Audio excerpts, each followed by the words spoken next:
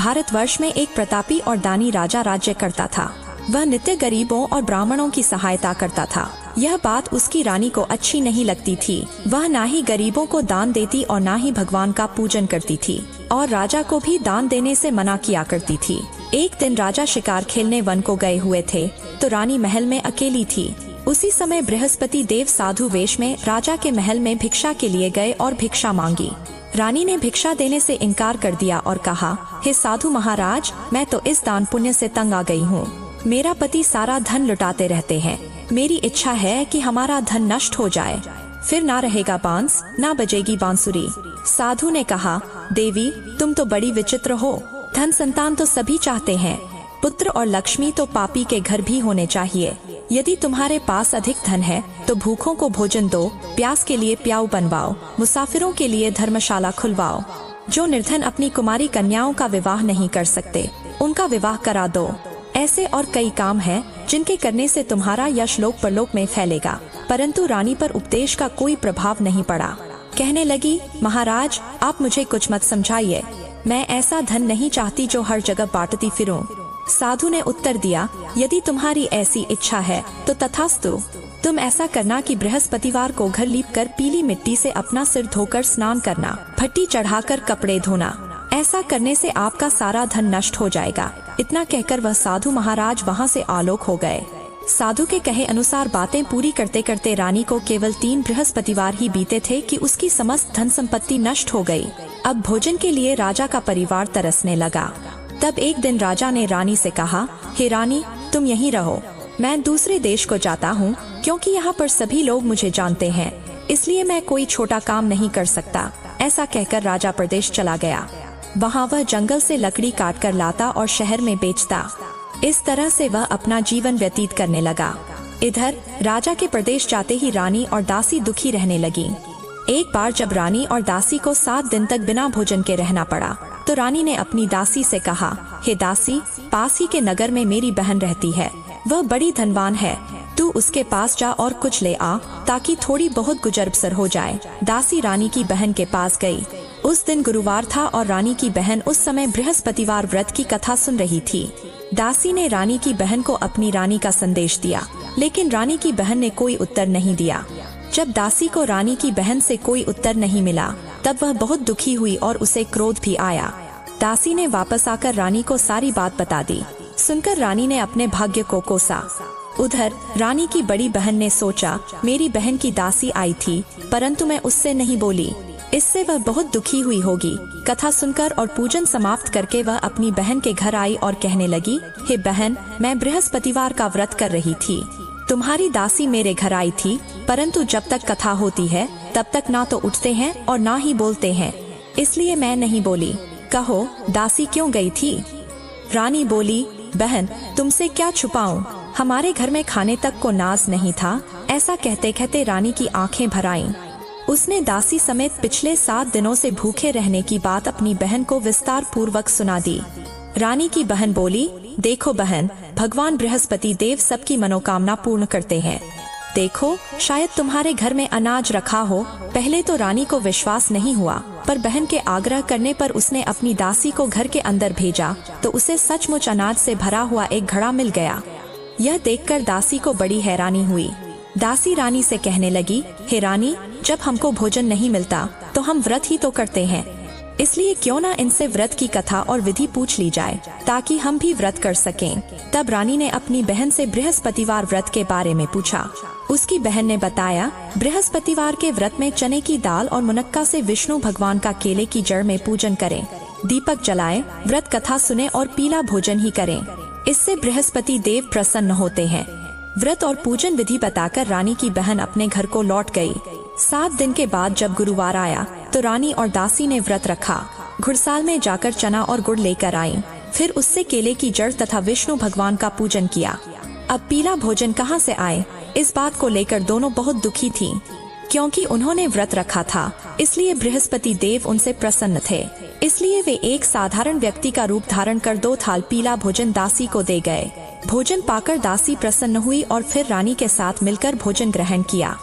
उसके बाद वे सभी गुरुवार को व्रत और पूजन करने लगी। बृहस्पति भगवान की कृपा से उनके पास फिर से धन संपत्ति आ गई, परंतु रानी फिर से पहले की तरह आलस्य करने लगी। तब दासी बोली, देखो रानी, तुम पहले भी इसी प्रकार आलस्य करती थी। तुम्हें धन रखने में कष्ट होता था, इस कारण सभी धन नष्ट हो गया। और अब जब भगवान बृहस्पति की कृपा से धन मिला है तो तुम्हें फिर से कष्ट होता है। रानी को समझाते हुए दासी कहती है, बड़ी मुसीबतों के बाद हमने यह धन पाया है, इसलिए हमें दान पुण्य करना चाहिए, भूखे मनुष्यों को भोजन कराना चाहिए और धन को शुभ कार्यों में खर्च करना चाहिए, जिससे तुम्हारे कुल का यश बढ़ेगा, स्वर्ग की प्राप्ति होगी और पितर प्रसन्न होंगे। दासी की बात मानकर रानी अपना धन शुभ कार्यों में खर्च करने लगी, जिससे पूरे नगर में उसका यश फैलने लगा। उधर वह राजा एक दिन दुखी होकर जंगल में पेड़ के नीचे आसन जमाकर बैठ गया। वह अपनी दशा को याद करके व्याकुल होने लगा। बृहस्पतिवार का दिन था। एकाएक उसने देखा कि निर्जन वन में एक साधु प्रकट हुए। वह साधु वेश में स्वयं बृहस्पति देवता थे। लकड़हारे के सामने आकर बोले, हे लकड़हारे, इस सुनसान जंगल में तू चिंता मग्न क्यों बैठा है? लकड़हारे ने दोनों हाथ जोड़कर प्रणाम किया और उत्तर दिया, महात्मा जी, आप सब कुछ जानते हैं, मैं क्या कहूँ?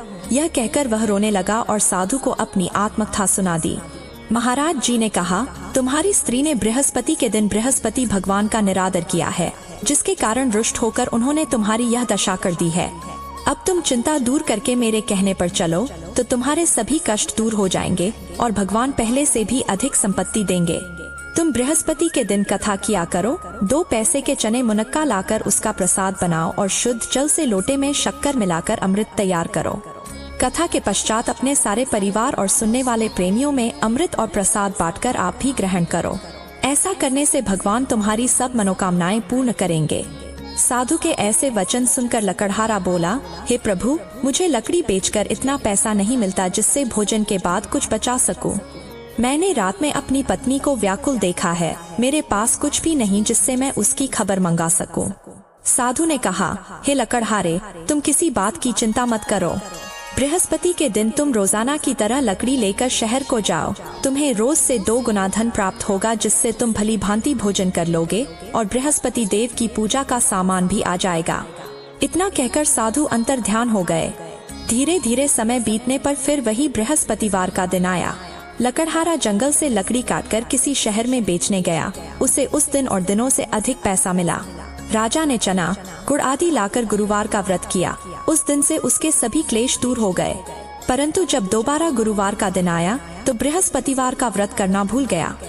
इस कारण बृहस्पति भगवान नाराज हो गए। उस दिन उस नगर के राजा ने विशाल यज्ञ का आयोजन किया था और शहर में यह घोषणा कर दी कि कोई भी मनुष्य अपने घर में भोजन न बनाए, न आग जलाए। समस्त जनता मेरे यहाँ भोजन करने आए। इस आज्ञा को जो न मानेगा उसे फांसी की सजा दी जाएगी। इस तरह की घोषणा संपूर्ण नगर में करवा दी गई। राजा की आज्ञा अनुसार शहर के सभी लोग भोजन करने गए, लेकिन लकड़हारा कुछ देर से पहुंचा, इसलिए राजा उसको अपने साथ घर लिवा ले गए। जब वह राजा के घर पहुंचा तो उसे वहां बड़ी इज्जत के साथ बैठाया गया, लेकिन तभी रानी की दृष्टि उस खूंटी पर पड़ी जिस पर उसका हार लटका हुआ था। वह वहां पर नहीं दिखाई दिया। रानी ने निश्चय किया कि मेरा हार इसी मनुष्य ने चुरा लिया है। उसी समय सिपाहियों को बुलाकर उसको कारागार में डलवा दिया। जब लकड़हारा कारागार में पड़ गया तो बहुत दुखी होकर विचार करने लगा कि ना जाने कौन से पूर्व जन्म के कर्म से मुझे यह दुख प्राप्त हुआ है। वह उसी साधु को याद करने लगा जो कि जंगल में मिला था। उसी समय तत्काल बृहस्पति देव साधु के रूप में प्रकट हुए और उसकी दशा को देखकर कहने लगे, अरे मूर्ख, तूने बृहस्पति देव की कथा नहीं करी, इस कारण तुझे यह दुख प्राप्त हुआ है। अब चिंता मत कर, बृहस्पतिवार के दिन कारागार के दरवाजे पर 4 पैसे पड़े मिलेंगे, उनसे तू बृहस्पति देव की पूजा करना, तेरे सभी कष्ट दूर हो जाएंगे। बृहस्पति के दिन उसे 4 पैसे मिले। लकड़हारे ने कथा कही। उसी रात को बृहस्पति देव ने उस नगर के राजा को स्वप्न में कहा, हे राजा, तुमने जिस आदमी को कारागार में बंद कर दिया है वह निर्दोष है, वह राजा है, उसे छोड़ देना। रानी का हार उसी खूंटी पर लटका है। अगर तू ऐसा नहीं करेगा तो मैं तेरे राज्य को नष्ट कर दूंगा। इस तरह रात के स्वप्न को देखकर राजा प्रातःकाल उठा और खूंटी पर हार देखकर लकड़हारे को बुलाकर क्षमा मांगी और लकड़हारे को योग्य सुंदर वस्त्र आभूषण देकर विदा कर दिया। बृहस्पति देव की आज्ञा अनुसार लकड़हारा अब अपने नगर को चल दिया। राजा जब अपने नगर के निकट पहुंचा तो उसे बड़ा आश्चर्य हुआ। नगर में पहले से अधिक बाग, तालाब, कुएं तथा बहुत सी धर्मशाला, मंदिर आदि बन गए थे।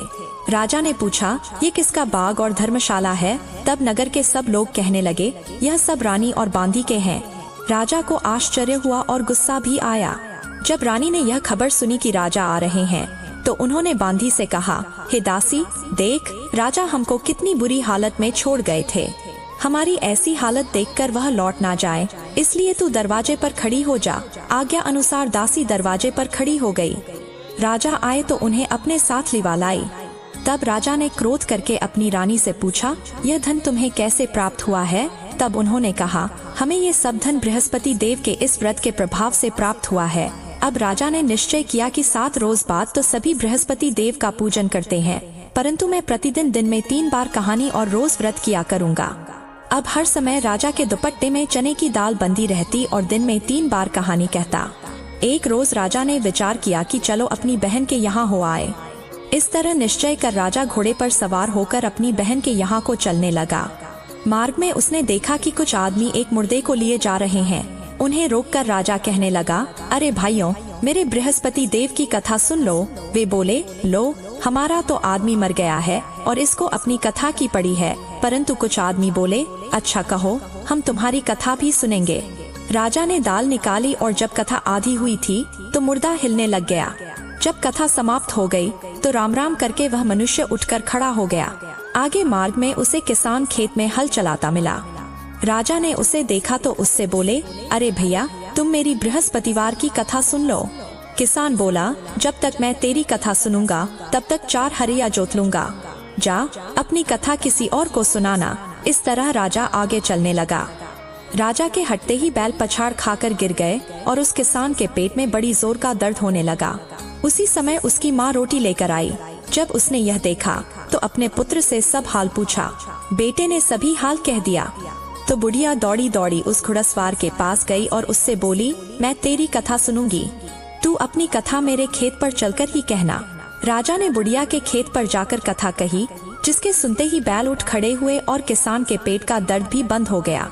राजा अपनी बहन के घर पहुंचा। बहन ने भाई की खूब मेहमानदारी की। दूसरे रोज प्रातःकाल राजा जगा तो वह देखने लगा कि सब लोग भोजन कर रहे हैं। राजा ने अपनी बहन से कहा, ऐसा कोई मनुष्य है जिसने भोजन ना किया हो? मेरी बृहस्पतिवार की कथा सुन ले। बहन बोली, हे भैया, यह देश ऐसा ही है। पहले यहाँ लोग भोजन करते हैं, बाद में अन्य काम करते हैं। अगर कोई पड़ोस में हो तो देख आऊं। वह ऐसा कहकर देखने चली गई, परंतु उसे ऐसा कोई व्यक्ति नहीं मिला जिसने भोजन ना किया हो। अतः वह एक कुम्हार के घर गई जिसका लड़का बीमार था। उसे मालूम हुआ कि उनके यहाँ 3 रोज से किसी ने भोजन नहीं किया है। रानी ने अपने भाई की कथा सुनने के लिए कुम्हार से कहा। वह तैयार हो गया। राजा ने जाकर बृहस्पतिवार की कथा कही, जिसको सुनकर उसका लड़का ठीक हो गया। अब तो राजा की बहुत प्रशंसा होने लगी। एक दिन राजा ने अपनी बहन से कहा, हे बहन, अब हम अपने घर को जाएंगे, तुम भी तैयार हो जाओ। राजा की बहन ने अपनी सास से कहा, सासू माँ, मैं अपने भाई के साथ जाने की तैयारी कर रही हूँ। सास ने कहा, हाँ चली जा, परंतु अपने लड़कों को मत ले जाना, क्योंकि तेरे भाई के कोई संतान नहीं है। बहन ने अपने भैया से कहा, हे भैया, मैं तो चलूंगी, पर कोई बालक नहीं जाएगा। राजा बोला, जब कोई बालक नहीं जाएगा तब तुम भी जाकर क्या करोगी? यह सुनकर राजा बड़े दुखी मन से अपने नगर को लौट आया। राजा ने अपनी रानी से कहा, हम निर्वंश राजा हैं, हमारा मुंह देखने का धर्म नहीं है और कुछ भोजन भी नहीं किया। रानी बोली, हे प्रभु, बृहस्पति देव ने हमें सब कुछ दिया है, वह हमें संतान अवश्य देंगे।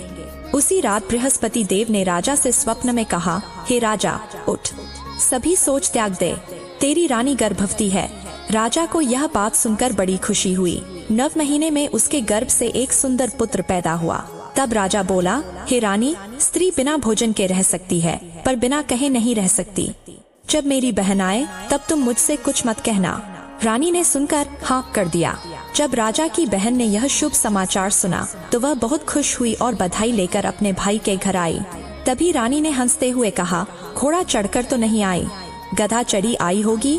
राजा की बहन मुस्कुराते हुए बोली, भाभी, मैं ऐसा न कहती तो तुम्हें संतान कैसे मिलती? फिर राजा ने कहा, बृहस्पति देव ऐसे ही हैं, जैसी जिसके मन में कामनाएं हैं सभी को पूर्ण करते हैं। जो सद्भावना पूर्वक बृहस्पतिवार का व्रत करता है, बृहस्पति देव उसकी सभी मनोकामनाएं पूरी करते हैं।